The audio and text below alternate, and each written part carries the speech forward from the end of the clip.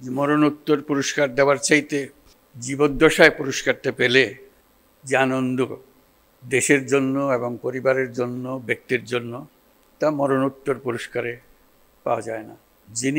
যাকে আমরা সম্মান দেখাচ্ছি তিনি আমাদের সঙ্গে নেই।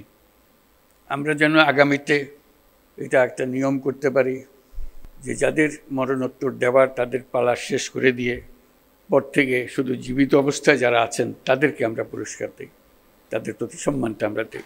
তারা আমাদের জাতিকে এক মহান উচ্চতায় নিয়ে গেছে। পুরস্কার দিয়ে আমরা শুধু তাদেরকে সম্মানিত করছি না, আমরা বরং জাতি হিসেবে নিজেদের সম্মান তাদের মাধ্যমে পাচ্ছি।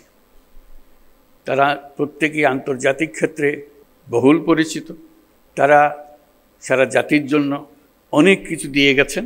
তাদের কথা, তাদের জীবদ্দশায় আমরা স্মরণ করতে না পারলে আমরা একটা অকৃতজ্ঞ জাতি হিসেবে চিহ্নিত হয়ে যাব। আমরা চাই যাদেরকে আমরা এই সম্মান দিতে চাই যথাসময়ে সেটা যেন আমরা দেই। যারা আজ এই সম্মাননা পেলেন তারা জীবদ্দশায় এই প্রাপ্তি দেখে যেতে পারেননি। এটা অত্যন্ত বেদনাদায়ক। আজকের দিনে তাদের অবদানকে আমরা কৃতজ্ঞতার সঙ্গে স্মরণ করছি।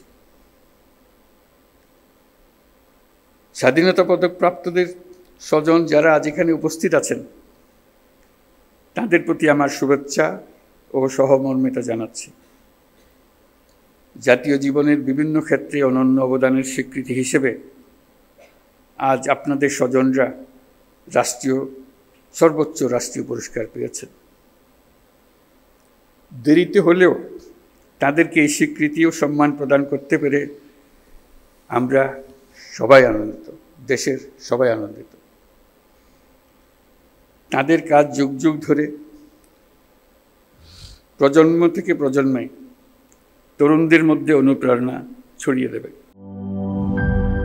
লিলি হালাল বিউটি সোপ, বিএসটিআই কর্তৃক সনদপ্রাপ্ত দেশের প্রথম হালাল বিউটি সোপ। দীপ্তিময় উজ্জ্বল ত্বকের জন্য।